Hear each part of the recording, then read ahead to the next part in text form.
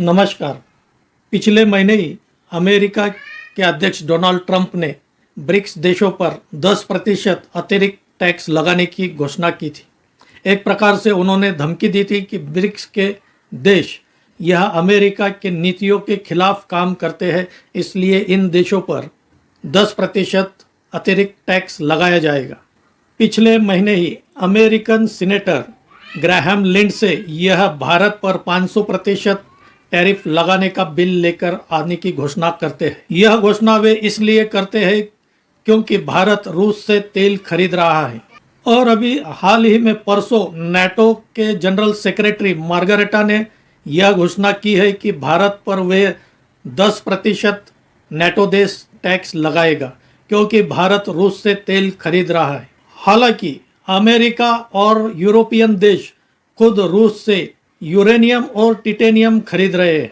America और NATO देशों के इसी दोगले रवैये पर आज हम इस वीडियो में आगे बात करेंगे। आपसे अनुरोध है मेरा यह वीडियो आखिर तक देखिए और अच्छा लगे तो इसे लाइक करें, शेयर करें और मेरे इस चैनल को सब्सक्राइब करें।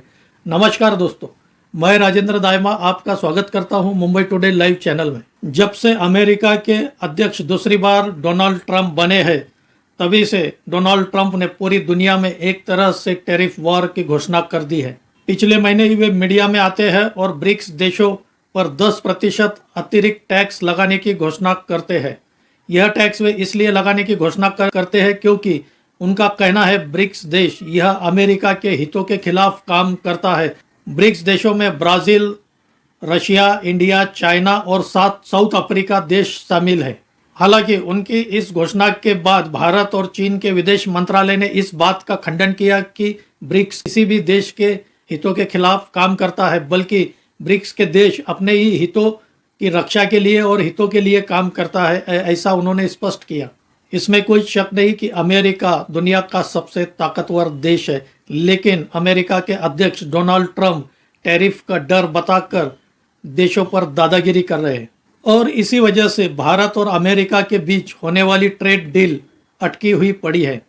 अमेरिका के पीछे पीछे नाटो संगठन भी अमेरिका की राह पर चल पड़ा है। नाटो के जनरल सेक्रेटरी मार्गरेटा ने 2 दिन पहले यह घोषणा की कि नाटो देश भारत पर 10% अतिरिक्त टैक्स लगाएगा और यह उन्होंने इसलिए कहा क्योंकि भारत रूस से तेल खरीदता है। जो भी देश रूस से तेल खरीदता है उन देशों पर 100% टैक्स लगाएगा। उनका साफ इशारा भारत की तरफ था क्योंकि भारत ही रूस से सबसे ज़्यादा मात्रा में कच्चा तेल खरीदता है। साथ ही वे सुझाव भी देते हैं कि जो देश रूस से तेल खरीद रहे हैं उन्हें रूस को समझाना चाहिए युद्ध विराम के लिए अपना युद्ध जो रूस यूक्रेन के साथ लड़ रहा है उसे जल्द से जल्द युद्ध विराम कर ले। इससे साफ होता है कि अमेरिका के अध्यक्ष डोनाल्ड ट्रंप अब रूस और यूक्रेन का युद्ध रुकवा नहीं सकते क्योंकि अमेरिका के अध्यक्ष बनते ही डोनाल्ड ट्रंप ने घोषणा की थी कि वे 15 दिन के भीतर रूस और यूक्रेन का युद्ध रुकवा देंगे। भारत अपने जरूरत का 40% कच्चा तेल यह रूस से खरीदता है और इस पर हमारे विदेश मंत्री एस जयशंकर ने बयान भी दिया था कि भारत अपने हितों को प्राथमिकता देगा और रूस से खरीदना भारत के हित के लिए है, इसलिए भारत रूस से कच्चा तेल खरीदेगा। अमेरिका और नाटो संगठन का यह मानना है कि ब्राज़ील, चीन, भारत जो रूस से तेल खरीद रहा है उससे रूस की काफ़ी आर्थिक मदद हो रही है। एक तरह से यह युद्ध फंडिंग हो रही है, ऐसा उनका मानना है। एक तरफ तो अमेरिका और नाटो देश भारत को उपदेश देते हैं कि रूस से तेल खरीदना बंद करे, लेकिन दूसरी ओर खुद यूक्रेन की आर्थिक मदद करते हैं, यूक्रेन को हथियार सप्लाई करते हैं। यहाँ तक कि अमेरिका खुद रूस से एनरिच्ड यूरेनियम अपने पावर प्लांट के लिए खरीद रहा है। वह इसे रोकता नहीं है, लेकिन भारत के कच्चे तेल खरीदने से अमेरिका नाराज है। दूसरी तरफ यूरोपियन देश हमसे फिल्टर किया हुआ तेल खरीद रहे हैं। जो कच्चा तेल हम रूस से खरीदते हैं उसे फिल्टर करके हम यूरोपियन देशों को बेचते हैं। यह तेल उन्हें चलता है। यूरोपियन देश भी रूस से टिटेनियम काफ़ी मात्रा में खरीद रहे हैं। अगर यूरोपियन देश और अमेरिका यूक्रेन की मदद नहीं करते तो हो सकता रूस के साथ वह युद्ध 4-5 दिन में ही हार जाता, लेकिन क्योंकि अमेरिका और यूरोपियन देश यूक्रेन को आर्थिक मदद के साथ बड़ी मात्रा में युद्ध सामग्री सप्लाई कर रहे हैं। इसलिए यूक्रेन आज रूस के साथ युद्ध में टिका हुआ है। पिछले 3 साल से वह रूस का सामना कर रहा है। नाटो के जनरल सेक्रेटरी की धमकी देने की वजह से अमेरिका और नाटो देशों का यह डबल स्टैंडर्ड, दोगला रवैया खुलकर पूरी दुनिया के सामने आया है। भारत ने भी इसका करारा जवाब दिया है कि हम रूस से कच्चा तेल खरीदना बंद नहीं करेंगे। अमेरिका और नाटो की इस धमकी के बाद रूस, चीन और भारत तीनों देशों को एक प्लेटफॉर्म पर लाकर खड़ा कर दिया है। डोनाल्ड ट्रंप के टैरिफ वार और उनके बदलते रवैये की वजह से मैंने पहले ही अपने वीडियो में यह संभावना जताई थी कि भारत, रूस और चीन एक साथ एक प्लेटफॉर्म पर आ सकते हैं। इसे देखने के लिए ऊपर दिए हुए लिंक पर क्लिक करें। भारत, रूस, चीन एक साथ आ जाते हैं तो यह अमेरिका की चुनौती का डटकर मुकाबला कर सकते हैं और एक तरह से अमेरिका और नाटो देशों को यह संदेश भी है कि हम किसी धमकी से डरने वाले नहीं है और नाटो देशों को अपनी हद में रहना होगा। पिछले 2 महीनों में चीन का हमारे कुछ प्रमुख राजनेताओं ने दौरा किया है।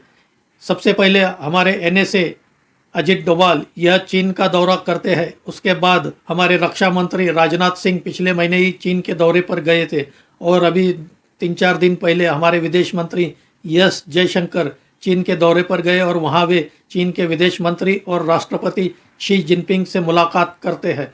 और इसी दौरे के बाद भारत और चीन का संयुक्त बयान आता है कि वे नाटो की धमकी का मिलकर मुकाबला करेंगे और नाटो की धमकी से वे डरने वाले नहीं है। साथ ही इस दौरे के बाद रूस, इंडिया, चीन, RIC इस त्रिकोणीय देश की मीटिंग की घोषणा भी चीन और भारत करता है।